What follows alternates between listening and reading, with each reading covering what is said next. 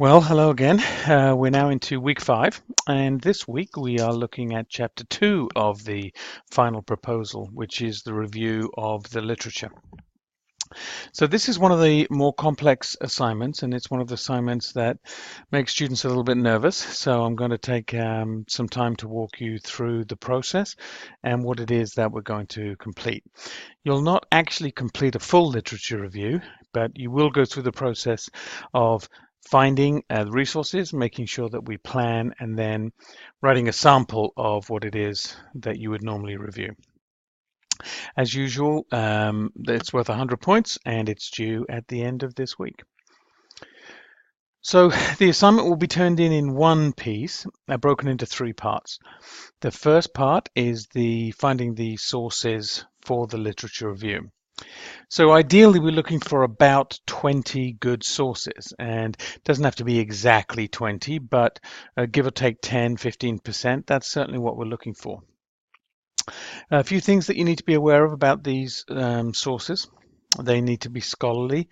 In other words, they have to be, or they should be peer-reviewed or article based, and there's a variety of places that you can look for assignments like that. But they need to be of good quality, and they need to be covering research projects that have been done in the area of your topic prior to your study. So what we really do is we've looked in last week at the topic that we want to study and potential questions.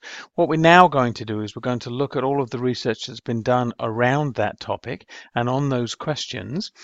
And after looking at it and reviewing it, we're going to decide where our question should go. So part 1 is finding the good resources that we can do so. And I always tell students at this point that you really should think about connecting with the SBU library. Such a good resource for you as students.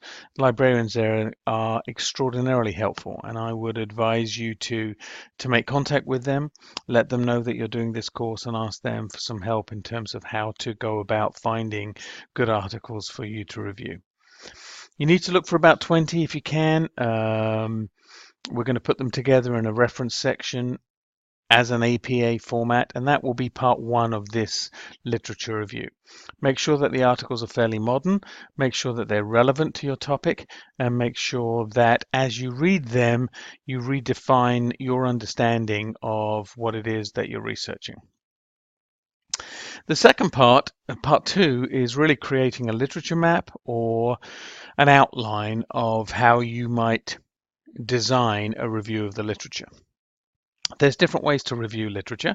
Some people will do it chronologically. They'll start with the earliest literature article they find and go through until they come to the most recent.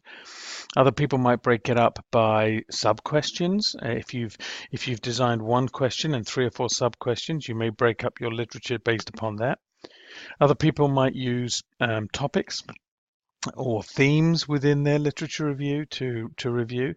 However you're going to design it, this is the place to create that visual map or that written map so that you know exactly where you're going to refer to which article and what it is that you want to say about each one. The plan for a literature review is really important.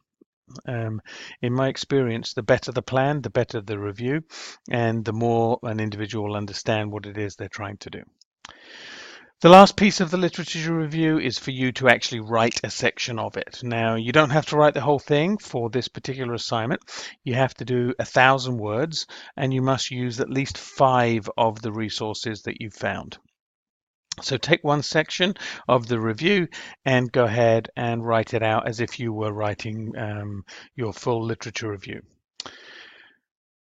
I would advise you to go back and look at the articles that you've looked at in weeks 2 and 3, because all of those articles will actually have literature reviews within them. So you can see good examples, you can see how they're written, you can read and understand what sort of scholarly tone you need to take, and you can look at how those resources are cited and put together. So there's some really good examples in that folder, so I would advise you go back, take a look at them before you write your own section.